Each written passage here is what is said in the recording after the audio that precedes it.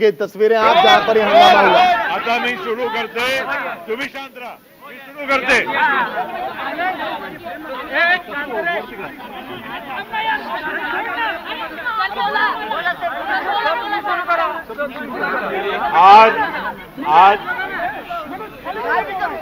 आज माननीय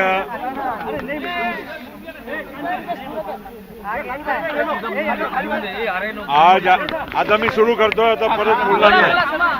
आज आदरणीय आमचे सर्वांचे दैवत, आमचे सर्वांचे नेते आदरणीय शरद पवार साहेबांच्या आशीर्वाद घेण्यासाठी माननीय अजितदादा पवार, माननीय छगन भुजबळ साहेब, माननीय सुनील तटकरे जी, माननीय धनंजय मुंडे, माननीय हसन मुश्रीफ जी, माननीय दिलीप वळसे पाटील आणि बाकीचे सर्व मान्यवर मंत्री महोदय आणि आमचे झिरवळ साहेब सगळे आज इथे यशवंतराव चव्हाण सेंटरला आम्ही वेळ न मागता आम्हाला समजलं की आदरणीय पवार साहेब इथे चव्हाण सेंटरला कुठल्या मीटिंगच्या निमित्त आलेले आहे आणि म्हणून संधी साधून आम्ही सगळे इथे आज आलो। आदरणीय पवार साहेबांच्या सर्वांनी नमस्कार पाय पडून आम्ही आशीर्वाद मागितले। सोबत आम्ही सगळ्यांनी साहेबांना विनंती पण केली की आमच्या सगळ्यांच्या मनामध्ये त्यांच्यासाठी आदर तो आहेतच, पण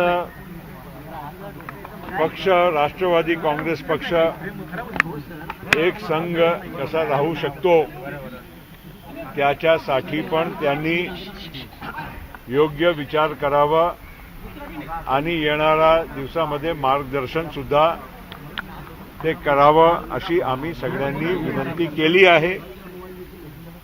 आदरणीय पवार साहेबांनी कुठलीही प्रतिक्रिया दिली नाही, शांतपणे आमच्या सगळ्यांच्या जे मत होता, जे आमचे विचार होते, जे आमची विनंती होती ते ऐकून घेतलं आणि भेटीनंतर आम्ही आता इथून परत जात आहोत।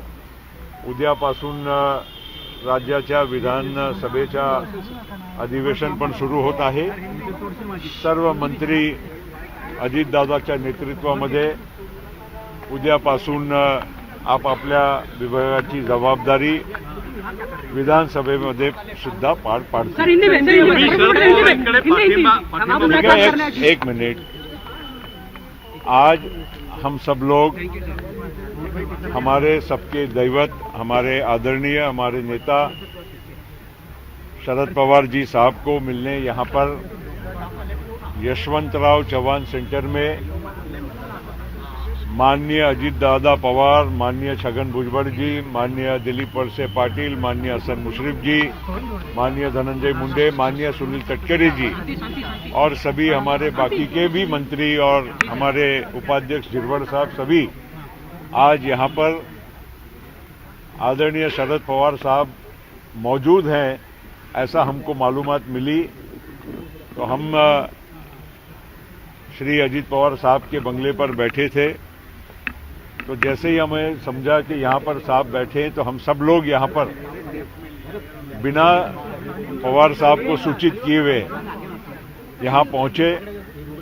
आदरणीय शरद पवार साहब के हम सब लोगों ने प्रणाम करते हुए आशीर्वाद उनसे मांगे और उनसे विनंती भी की कि उन्होंने हम सब लोगों की जो एक इच्छा है कि राष्ट्रवादी कांग्रेस पार्टी एक साथ रहे और मजबूती से आगे काम करे, इसके लिए हमने विनंती की और साहब को ये भी कहा कि आप इस दिशा में अवश्य विचार करें। आदरणीय पवार साहब ने किसी भी प्रकार की प्रतिक्रिया नहीं दी, हमारी बात को सुना और उसके पश्चात हम सब लोग यहाँ से अब प्रस्थान कर रहे हैं। बस इससे ज़्यादा आज के लिए हमारे पास न कोई आपके पास न जवाब है न प्रश्न हम आपके लेने वाले हैं।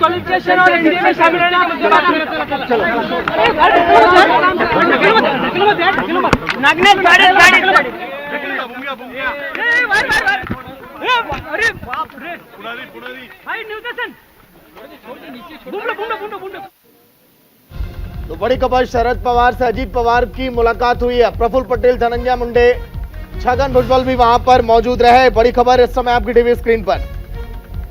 महाराष्ट्र के डिप्टी सीएम अजीत पवार अपने गुट के मंत्रियों के साथ मुंबई के वाईबी जवाहर सेंटर पहुंचे। सहयोगी शुभम पांडे फोन लाइन पर पूरी जानकारी के साथ। शुभम, ताजा अपडेट क्या है, मुलाकात के मायने क्या है? बिल्कुल, देखिए सागर जी, कल से महाराष्ट्र में मानसून सत्र की शुरुआत होने जा रही है और इस पर कल तक हम देख रहे थे कि एनसीपी विपक्ष की में बैठती थी, लेकिन अब अजीत पवार एनसीपी से अलग होकर सत्ता पक्ष में बैठेंगे। तो इसी वजह से अजीत पवार अपने मंत्रियों के साथ, जिन विधायकों ने अजीत पवार के साथ हैं, जो मंत्री बने हैं फिलहाल महाराष्ट्र सरकार में, उनके साथ शरद पवार के पास मिलने पहुंच गए। देखिए, ये दूसरी बात अजीत पवार की मुलाकात हो रही। इससे पहले जब उनकी चाची की तबीयत खराब थी, जब ऑपरेशन करा कर शरद पवार के घर पहुंचे थे, तभी अजीत पवार उनसे मिलने गए थे। और आज फिर जब अजीत पवार को सूचना मिली कि शरद पवार वाईपी चौहान सेंटर पहुंचे, जहां पर शरद पवार अक्सर मीटिंग करते हैं, अक्सर पार्टी दफ्तर में उनका वो माना जाता है, तो ऐसे में वहां पर लोग पहुंचे, ये सारे विधायक, सारे मंत्री जो है वो वहां पर पहुंचे, उनसे आशीर्वाद दिया और उन्हें ये सलाह दी कि आप हमारे साथ जल्दी जो है वो आ जाइए, क्योंकि हम ये चाहते हैं कि हम बीजेपी के साथ अलायंस करके सरकार में रहें। इसी वजह से ये मांग लगातार इनसे की जा रही है। देखिए, यहाँ पर अब जो अजीत पवार का गुट है, उन्हें भी ये पता है कि जब चुनाव आएंगे तो नतीजे कुछ भी हो सकते हैं, क्योंकि अभी भी जो 66% लोग हैं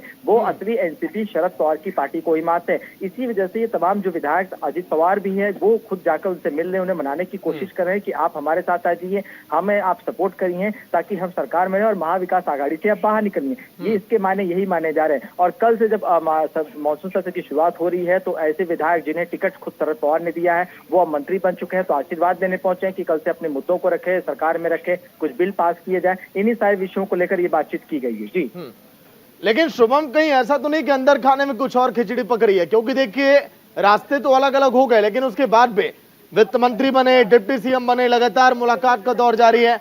अटकलों का बाजार गर्म है इन सबको लेकर। बिल्कुल, देखिए, महाराष्ट्र की राजनीति में हर वो कोई चीज संभव है जो नामुमकिन है, क्योंकि पिछले 3 सालों में हमने जो तस्वीर देखी महाराष्ट्र में, पूरा देश देख के दंग रह गया है। तो ऐसे में अब ये जो अटकलों की बाजार है कि कहीं अजीत पवार फिर से सरकार से निकलकर शरद पवार के साथ आ जाए, या शरद पवार ने उन्हें मना लिया हो कि आप हमारे साथ आइए, चुनाव नजदीक आ रहा है, जनता के बीच जाना है, क्या मुंह लेके जाएंगे। ऐसी भी अटकलें जो है बाजारों में गिरे। लेकिन यहाँ पर फिलहाल अजीत पवार आशीर्वाद देने पहुंचे हैं कि हम आशीर्वाद दे रहे हैं और आप कल से अधिवेशन की शुरुआत हो रही है, सत्र की शुरुआत हो रही है, तो उसमें आपके द्वारा जो विधायक बनाए गए थे उन्हें मंत्री वो बन गए। तो ऐसे में कामकाज को लेकर और आप हमारे साथ आइए, आप अलग मत होइए, आप महाविकास आघाड़ी यानी कांग्रेस और उद्धव गुट को साथ छोड़कर आप हमारे साथ आइए, सरकार में शामिल हुए। यही बात यहाँ पर बनाने की कोशिश अजीत पवार के द्वारा की जा रही है। अच्छा, इन मुलाकातों को लेकर शिंदे गुट की अगर बात करें, बीजेपी के नेताओं की कोई प्रतिक्रिया सामने आई क्या? देखिए, फिलहाल अभी तक ये कोई प्रतिक्रिया नहीं सामने है, लेकिन कुछ ही देर में शायद दोनों बीजेपी की ओर से, शिंदे गुट की ओर से प्रतिक्रिया आ सकती है, क्योंकि ये दूसरी बार 3 दिन के अंदर महज दूसरी बार ये अजीत पवार जब होंगे, जब अपने शरद पवार से मिलने, अपने चाचा शरद पवार से मिलने, पहले उनके घर गए, अब पार्टी दफ्तर जो वाईबी चौहान है, जहाँ पर शरद पवार बैठते हैं, वहां पर मिलने पहुंचे। तो कहीं न कहीं राजनीतिक गलियारों में हलचलें जो है तेज हो चुकी हैं, लेकिन फिलहाल स्थिति सामान्य है और जिस तरह से अगर कहा जाए तो अभी तक कोई रिएक्शन दोनों दलों की तरफ से नहीं आए हैं। चलिए, शुक्रिया शुभम पूरी जानकारी के लिए। तो एनसीपी की मजबूती के लिए विनती की है। मुलाकात के बाद कहा यह जा रहे बात हुई प्रफुल्ल पटेल, धनंजय मुंडे, छगन भुजबल, ये तमाम नेता मौजूद रहे मुलाकात के वक्त। शरद पवार से अजीत पवार की मुलाकात, वित्त मंत्री बने, उसके पहले डिप्टी सीएम बने, लेकिन मुलाकात का दौर लगातार जारी है।